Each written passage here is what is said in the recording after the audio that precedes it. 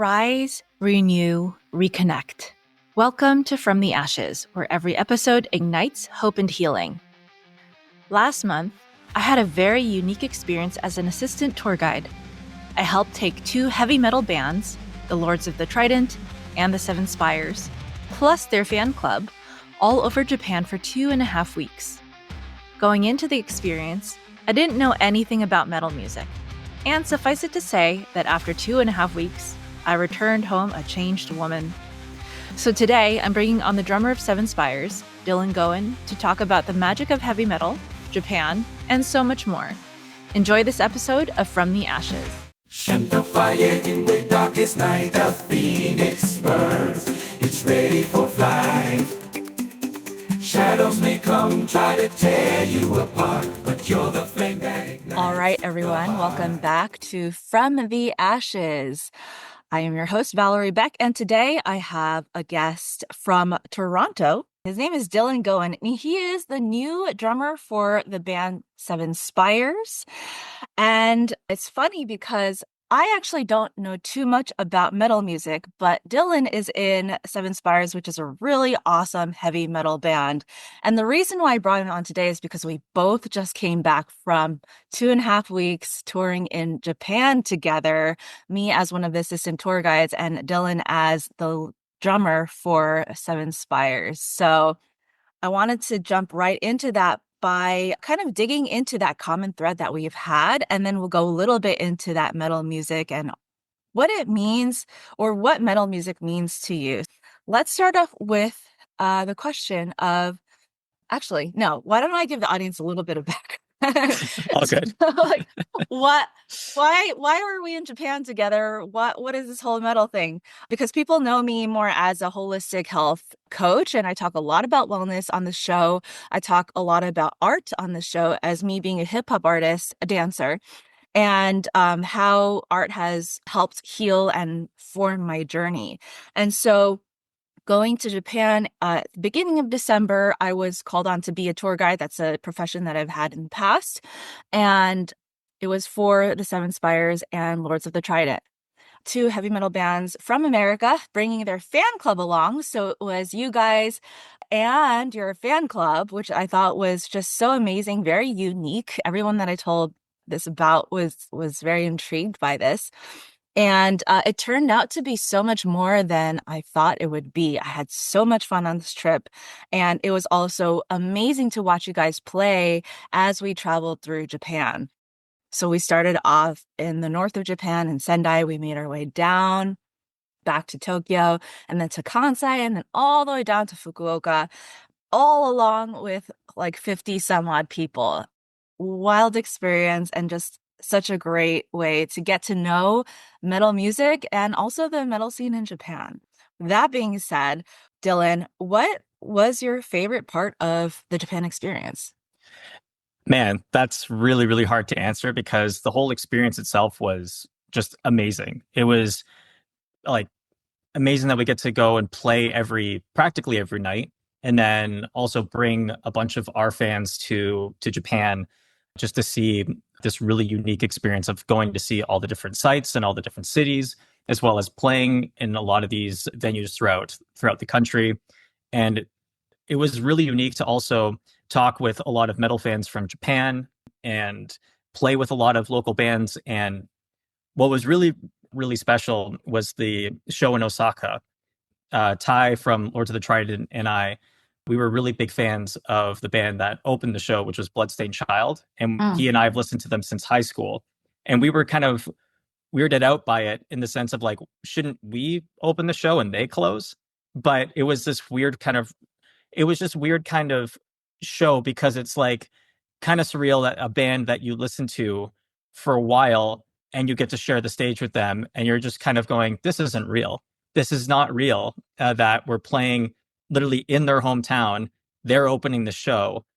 And like, you're just blown away by that. And you're surrounded by your friends and people who follow the band, as well as making new friends from Osaka and everywhere from Japan. So yeah, I think just the experience in general, it's really hard to pin down one highlight because the whole trip itself was a massive highlight.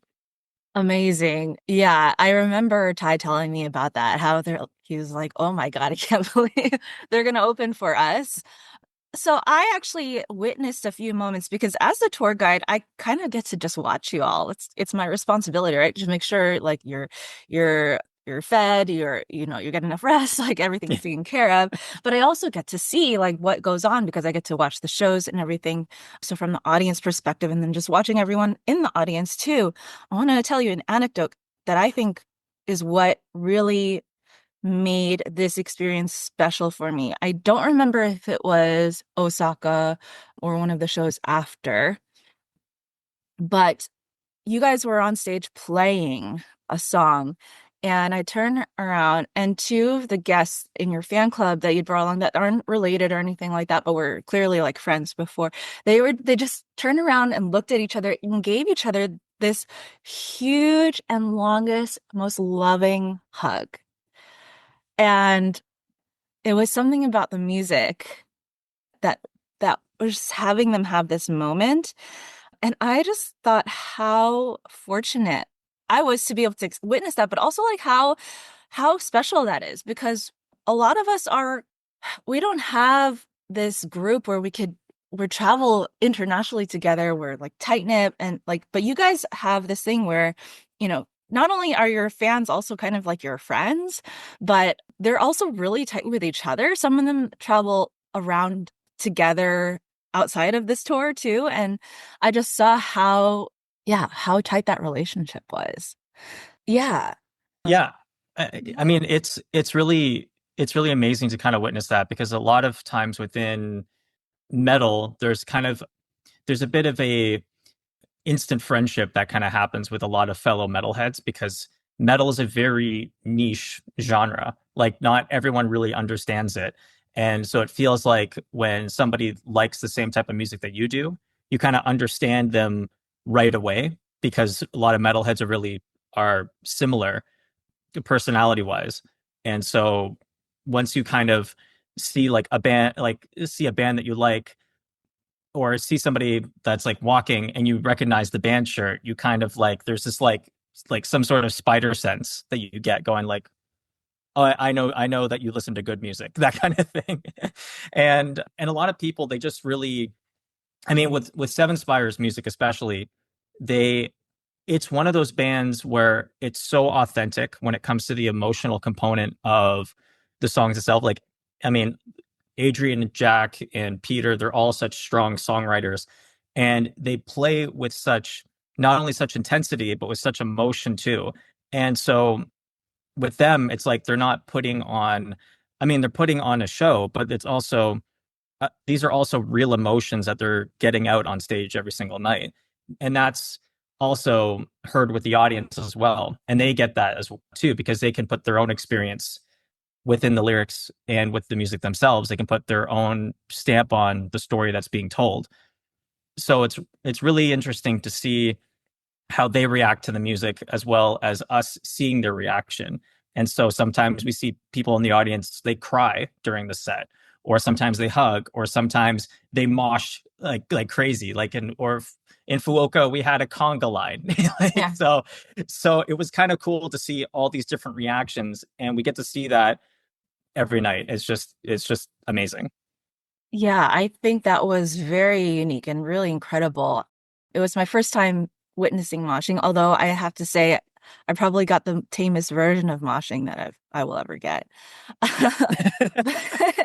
But, relating it back to my own experience, right? Like I think because I come from a hip hop world where a lot of the emotion that's being expressed comes from a very specific history, like a Mhm. social history and, certain emotions that come with that are more prevalent, right? And like, the first one that comes up for me when I think of hip hop is anger and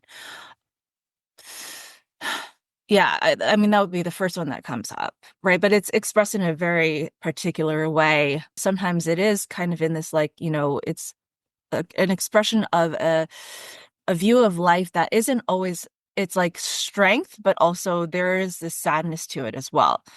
Mhm. What do you think is the core of like metal music?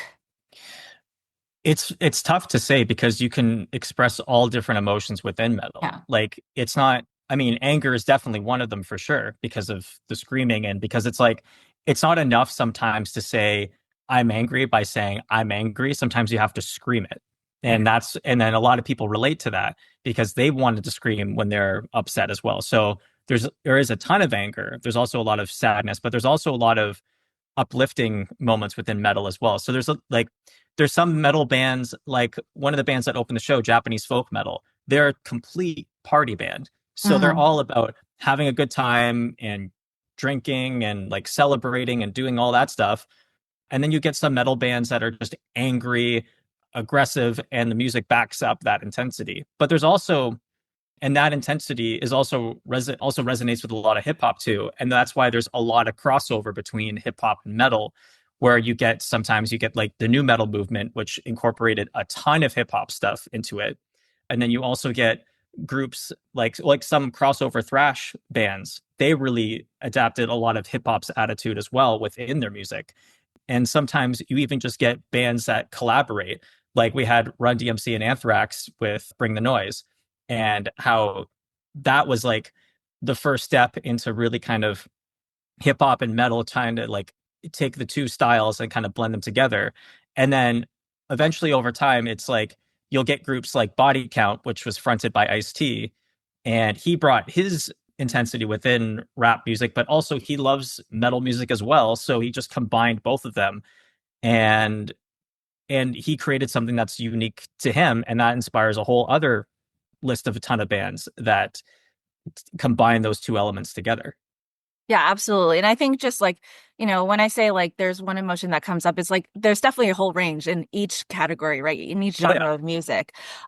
But it's just like looking at the origins of things. And I want to dig into that a little bit more after, but kind of just going along with the Japan discussion, I want to also ask you, what are some experiences that really surprised you or stuck with you about the tour in Japan, like the people, the places, and the culture?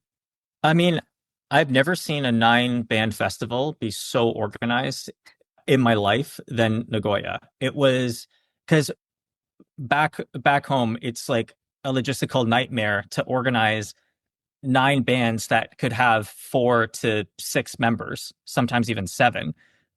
So it's insane how everybody like there was a corner in each of the backstage where everyone would place all their gear, and it was so well organized that the moment they would be done, they would take their gear, put it away outside, like whether it's like in their cars or back home or what have you, but it was gone.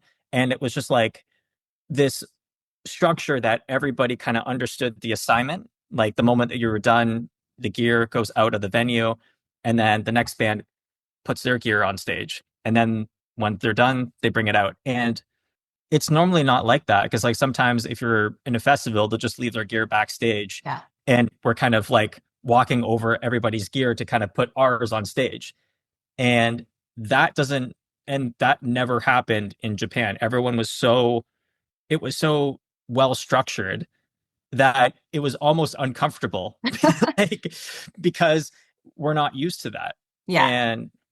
And what also really shocked me was the reaction of the audience, because what I noticed is that the audience in Japan can be very reserved at times.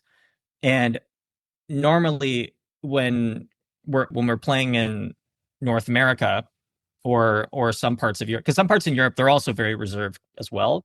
But in Canada and the United States, they'll go they'll go all out. And sometimes when we see people that are in the audience that are reserved, sometimes you feel like, are we blowing it? Are we like we're not playing bad, are we? No, no, no, I don't think so. I remember I turned to Jack one of the shows where the audience was just kind of sitting there like this, like not arms crossed, but kind of like just kind of watching, like as if we were kind of not playing as well, but we thought we were doing okay. But then after the show, you get surrounded and you're like, that was so amazing. We can't wait for you to come back. And you're like, in the back of your head, you're like, oh, oh, sweet. Okay. Sugoi. So it's just that sometimes they're really engaged with the music itself rather than expressing it like throwing the horns or headbanging or moshing or doing all that stuff. So a lot of the times it's just very much like they're really listening to everybody on stage, and then they'll clap, and then and yeah, it's just like it's just their way of going to a concert and expressing their love for the music. Yeah, absolutely. And I actually haven't been to many concerts in Japan, so that was my first time, or one of my first times really, just like being in the audience and watching them.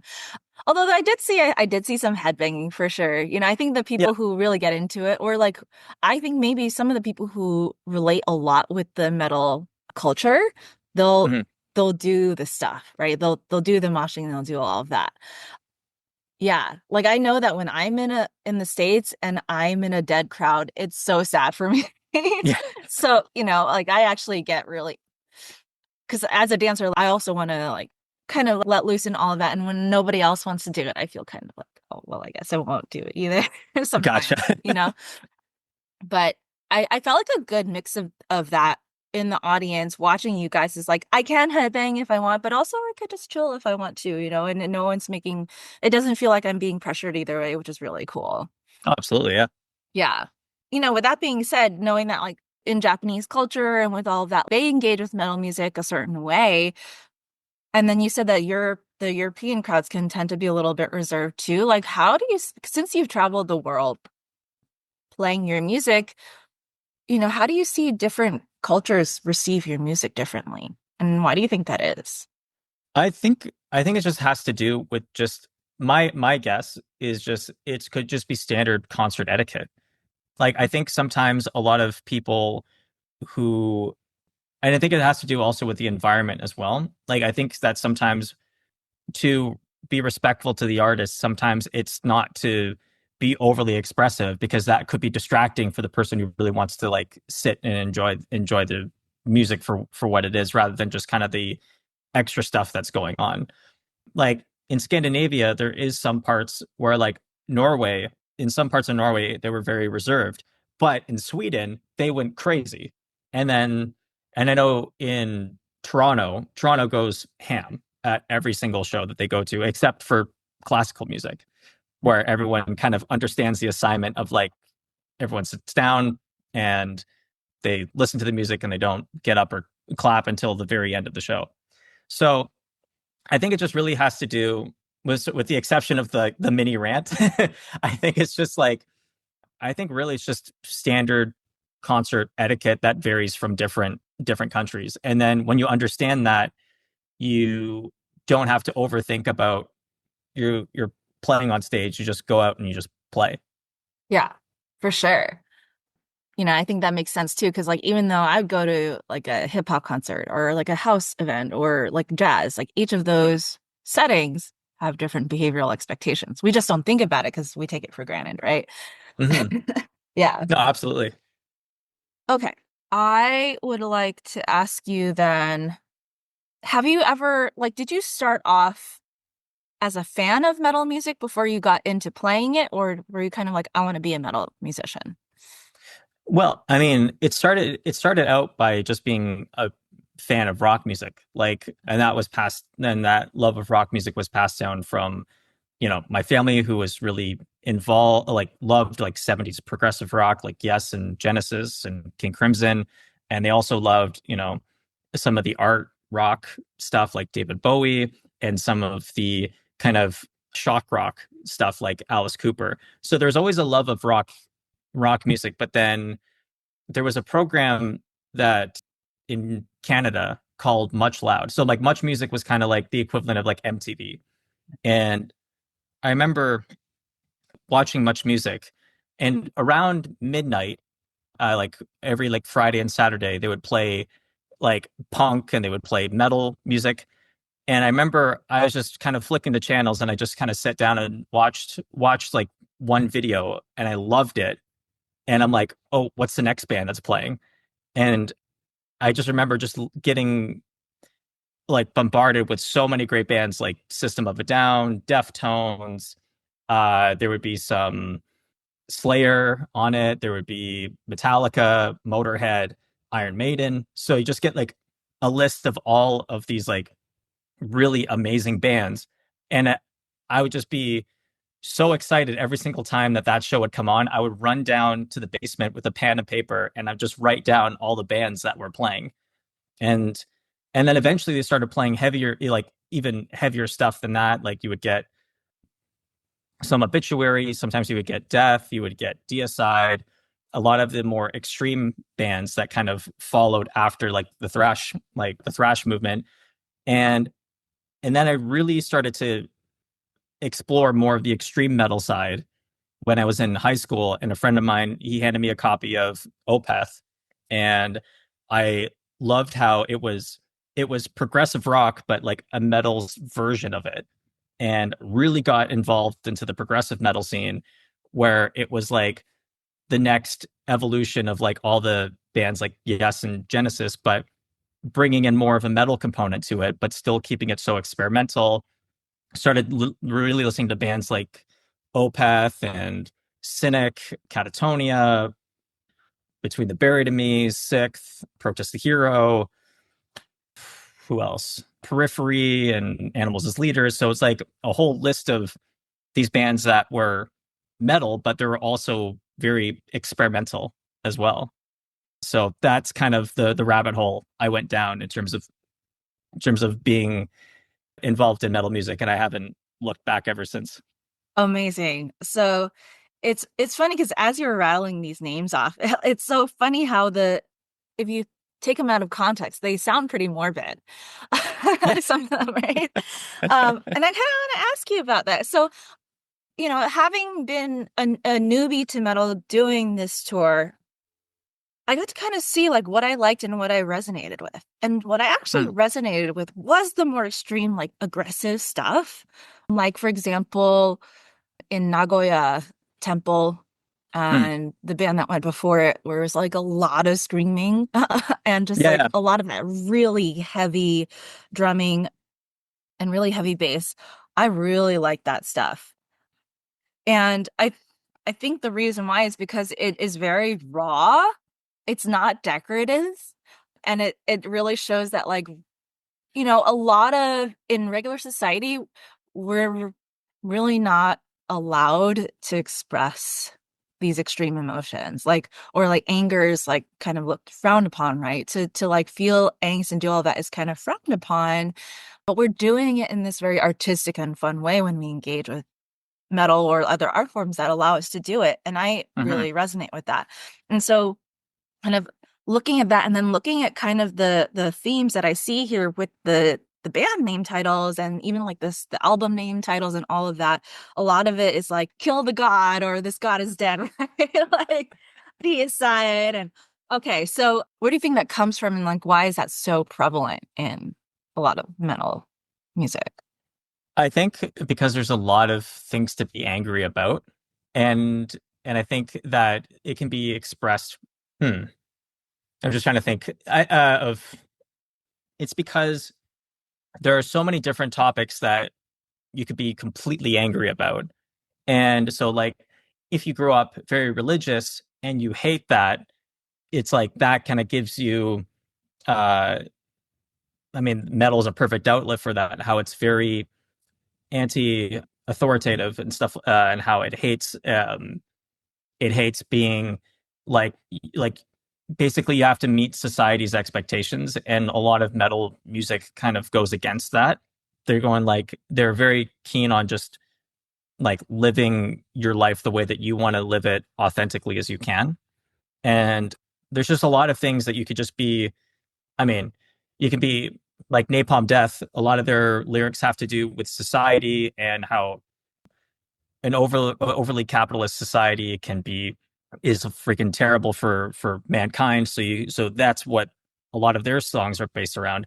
Gojira based a lot of their songs are about the environment and how we are complete idiots and we're destroying it. Same with Cattle Decapitation. Cattle Decapitation also talks about there's like further back they went hard into like the veganism, vegetarianism. So they were very much like had a ton of lyrics that were based on animal rights. So, but there's also some like comedy metal bands that get angry because they stubbed their toe on the way out getting a coffee. So it's like there's endless stuff to be angry about. And that's why metal music, there's always been like, there's never been an end to being upset about something. Yeah. What about for you personally? Have you ever felt like that was an outlet for you, or has metal ever helped you channel any kind of personal struggle? Yeah, I mean, as a kid, I was bullied a lot, so it kind of felt like listening to bands like Slipknot and Korn and all these other bands that kind of was an outlet for aggression, and but more in a healthier sense. For like, so being in an environment where you could be with people that have a similar experience, and you can all kind of let this aggression out together in a healthy environment. It made the it made the music more authentic, and it also made like you could also just make new friends at shows because of your own shared experience. Like somebody kind of gets you. Yeah. And yeah, that's why metal is a very unique genre to get into, because not only it's the music, but it's also the people as well. Yeah. So I'm going to ask a little bit of a deep question, and I don't know if there's an answer to this one because this is something that I ponder on a lot. Is like It's as all an good. artist, the way that I've related with my art has evolved Mm, over time. Like I think when I first started doing hip hop dance, it was more, I mean, I thought the movement was really cool and very challenging and, all of that. That was part of it. But I think part of it, it was because I grew up very shy. I didn't like to talk, but dance allowed me to be loud in a different way. And it allowed me to express some of the parts that I was afraid to express otherwise. And that included a lot of like the angst that I had. But as I matured in the art, like I realized that I had changed. And the way that I was doing my art also changed. I didn't, I no longer wanted to like just fuel raw emotion that like I couldn't control because like I realized that wasn't really healthy for me. And I had to also just kind of step back and deal with that before like I went through and explored my art again. Have you ever experienced anything like that where like your relationship with metal or like your drumming has changed too? oh, absolutely. Like Yeah. I think because it's funny because every subgenre of metal has their own kind of different subculture itself. And being within progressive metal, where everybody is trying to be the most experimental, but also kind of tell a story, and how they're trying to genre bend a little bit by taking influences from a ton of other genres and putting it in metal context. That spoke to me more as I like kind of explored all these different genres. That one really speak to me, and it still speaks to me more than any other genre. Where when I was a kid, like death metal and thrash and all that stuff, where it was just so such raw anger emotion, it feels like there's ways to express that too, by not just saying like just not by not just like being overly aggressive. You can express it also with like a hint of sadness to it, with also some growth and happiness in a weird way, even though it's screaming, but there's also singing that's involved as well.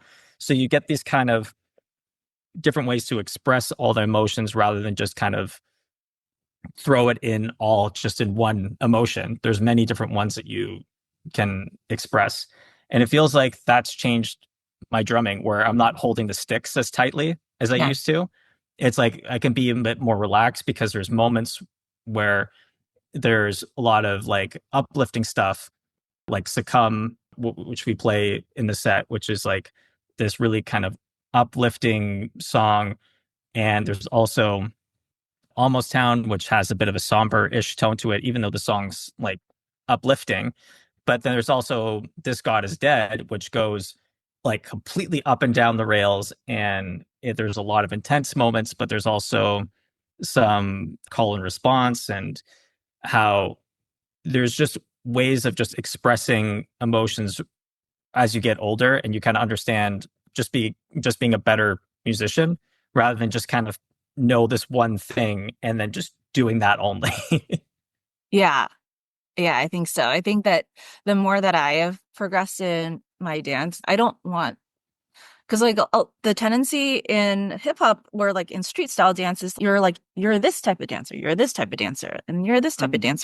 dancer. People are very afraid to kind of go outside of their box some of Mhm. the time and like actually just be the artist and kind of use, especially for advanced people who have a lot of those skill sets. It's like, how do I then make it my own so that I'm a unique entity and all of that? So that Totally. really resonates. Yeah.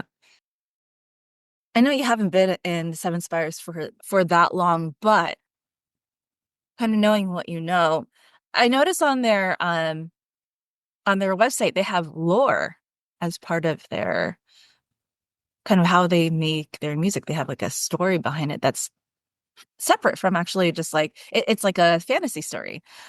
And I've heard with other people describing metal during the time we were in Japan being like, oh, there's a lot of this band has a lot of fantasy.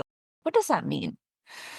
So a lot of times, like sometimes a lot of bands that will have like a continuing story, and that's really heavily influenced by progressive music, which has one album that has a whole entire story based around whichever kind of storyline that they choose to have. Like sometimes you can have one record that's just about like one that's just a complete fantasy record where they're talking about like, oh, here's like it's like a kind of like a Lord of the Rings type of thing where it's like, oh, he goes, grabs the ring, gets all these friends along the way, and then he throws the ring into Mount Doom and then walks away from it. So sometimes like bands will have a continuing storyline, or sometimes bands will just do one, well, like a one-off story per record. So when they say a lot of fantasy, that's kind of the the environment that they create with each record kind of all ties together within the same linear story. Interesting. Yeah, there was a very like theatrical component to it, I noticed Hmm. with a lot of the bands. I think there was also something you said about metal being kind of like classical music. Hmm. Yeah, can you explain that a little bit more too?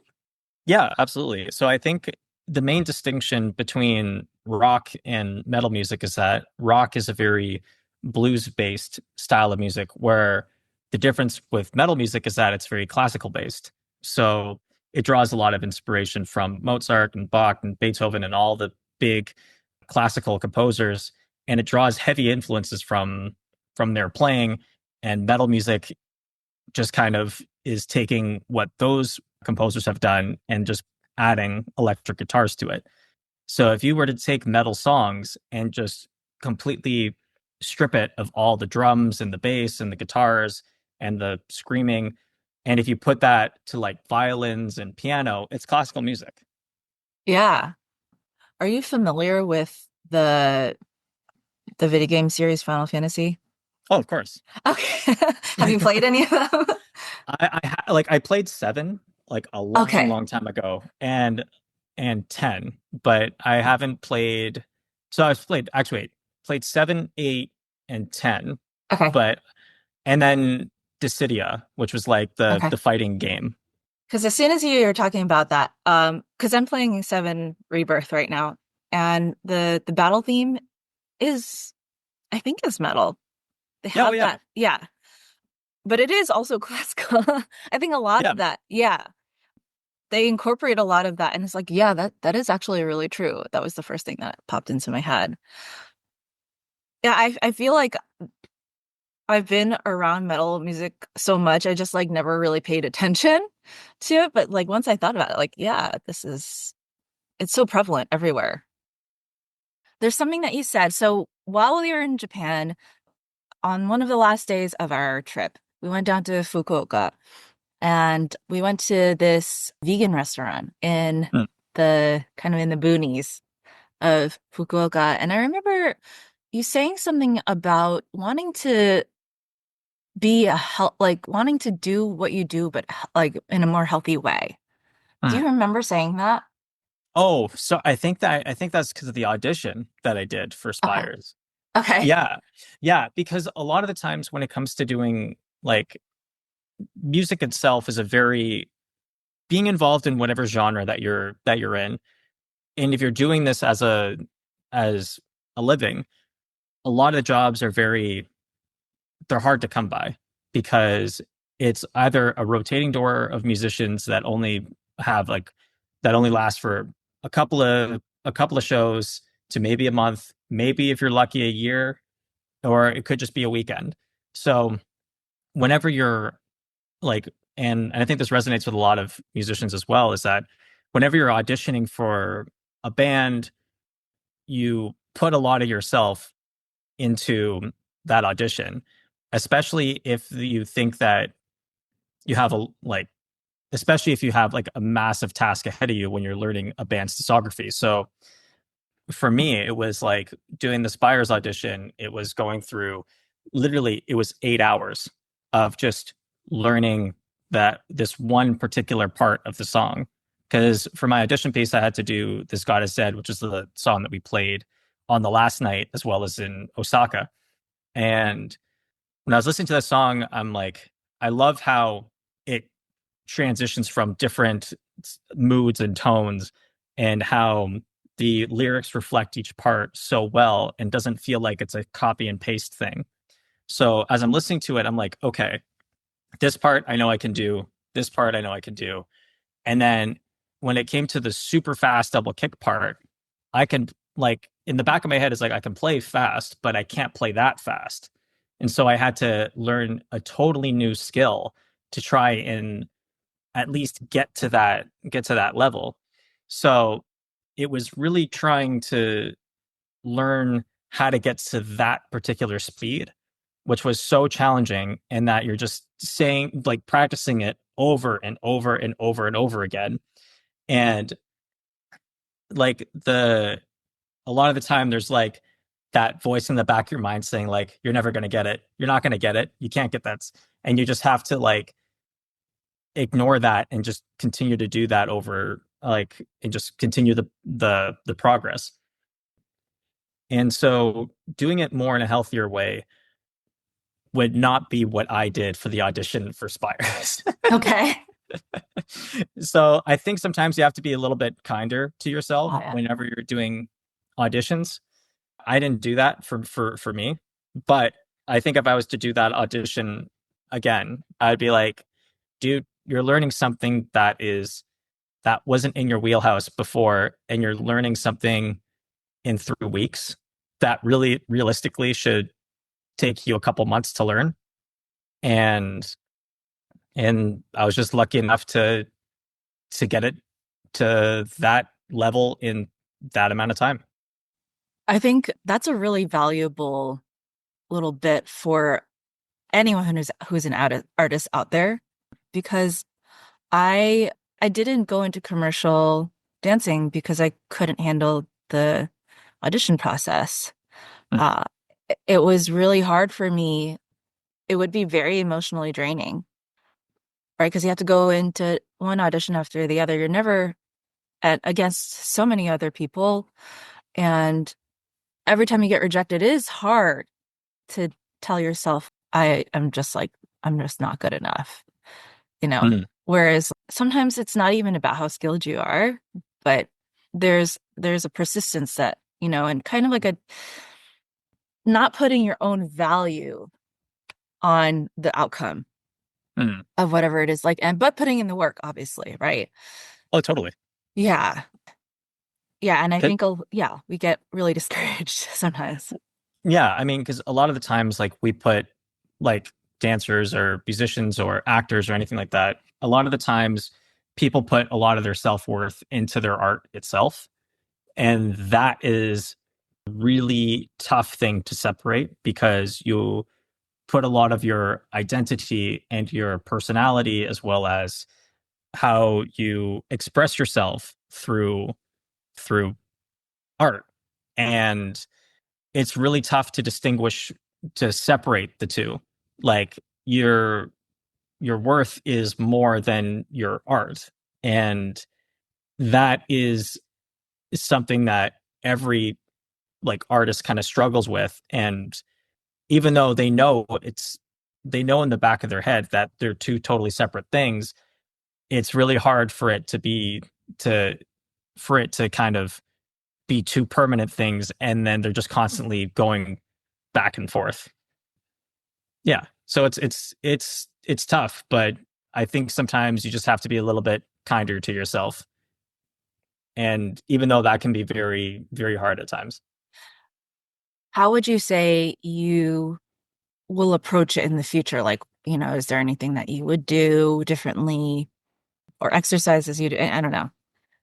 I'm not I'm not entirely sure. Like I think I would have to be thrown into that in order to kind of to figure that out. But I think I mean, I would like to be a lot more kinder to myself if I was ever in that position again, because it's a lot to do in such a short amount of time. But I think there's other ways of just kind of practicing and progressing rather than just bludgeoning yourself with this continuous thing over and over and over again, if that makes any sense. Yeah, I think maybe what you're getting at, which I think is very difficult, it is like being very mindful of the mindset. Yeah. Yeah. Right? That's Yeah. exactly it. Yeah. Yeah. Yeah. Which is something that I work with people a lot, but it is like I don't think we all realize that sometimes it is just the way of that shifting perspective, but the hard lessons sometimes have to also be learned before we realize that we need to do that, right? Hmm. So, yeah, so I'll be curious later on what you think if you ever come up against that question again. Hmm. How do you maintain So, we have the mental health aspect here, but like when you're on tour, there's also the physical aspect that you have to maintain, right? And I feel Hmm. like, I asked, I think it was, I think I asked Brian from Lords, was the Japan tour harder or easier than the other tours that he's done? He said it's probably on par because there was so much going on, right? Because while you guys were playing the shows, even though everything was organized and all of that, there was also the tourism schedule that everyone was trying to follow too, along with the music performances. So how did you find that experience? And like also how do you maintain your condition while you're traveling like that? Getting plenty of sleep. That's like the most important thing, especially because you're playing like practically every single night. You have to be really conscious of your time. That's a huge huge factor because you have only a certain amount of hours to sound check if you get one, where normally it's like normally it's like 15 minutes, and then you're on stage for an hour, and then you also have to get ready, then you also have to take all the gear out and then make your way back to the hotel or wherever you're staying. Majority of the time it's usually either in a van or a tour bus, or sometimes if you're lucky you get a hotel. So how you basically use your time is the most important thing to basically being able to continuously play on a consistent basis.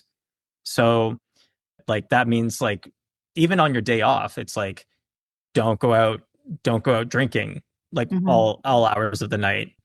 Make sure that you get plenty of sleep, make sure that you are eating, because sometimes it's very easy to forget when you're got a lot of things that are going on, you know. So and then kind of keeping that routine is just good because it's just good for your health in general. That's Yeah. just kind of flat out what it is.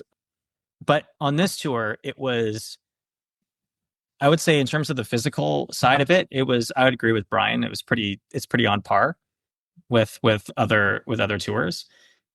But sometimes that threshold can be different for everybody. Yeah. Sometimes people have a higher threshold where they can, it's not going to be as physically draining, or they're able to get enough sleep with 5 hours. Sometimes people need a full 8 hours. So it really depends on the person. Mhm. And also a big important factor is if you notice somebody is sick, you know, Yeah. be sure to, like not stay away, but like mask up and make sure that you're like you have everything on hand. If you were to get sick, then be conscious of the people around you so that you're not getting them sick. because you don't want to jeopardize the show at all or anything like that. Yeah, so like if I, because I remember like I had a bit of a cough in Hiroshima and it's like masking up, and then when we did the next show, it's like mask up again, and then take the mask off when you do the show, and then put it back on. So it's like it's a whole thing, that's for sure. Yeah, I noticed this as well. And it was 50 something people, inevitably, you know? It was gonna happen, yeah. Yeah, it was going to happen. But I think people were pretty good with doing the mask and like making sure to keep distance and all of that. And I, Oh yeah, in terms of the outcome of that, I'm really glad that none of the band members had too much of an issue. We had a little bit, but yeah, yeah. yeah, pretty much, yeah. Yeah. Okay, awesome. So we're going to close up this interview. Let us know what you've got going on, what the Seven Spires has got going on for 2025, and where we can find your music and such. Yeah, so we there's a lot that's going on with the Seven Spires this year. I can't say too much about it, but we are playing Wacken Open Air later on in the summer, which is the biggest heavy metal festival in the world, and we're super super excited to go and play there. We also have Legions of Metal Festival in Chicago in May, and then we play another show in Germany a couple days after that.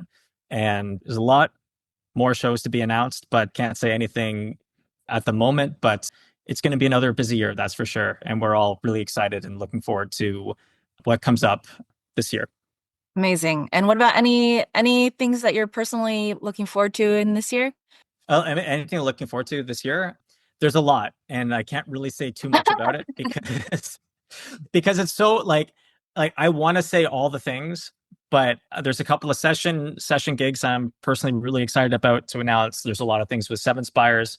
I would love to share with you, but I just can't at the moment because it's like top secret. And but we'll have some announcements really soon. But yeah, it's looking like it's going to be another busy year, and just really excited to get started. Awesome. Well, thank you so much, Dylan, for being on here today. I want to shout out to everyone who made the Japan tour possible. I just say hi to everyone too. Yeah. Thank you, Seven Spires. Thank you, Lords of the Trident, Ty, for putting that tour together. Packset, which was the tour company that I was helping out for the trip.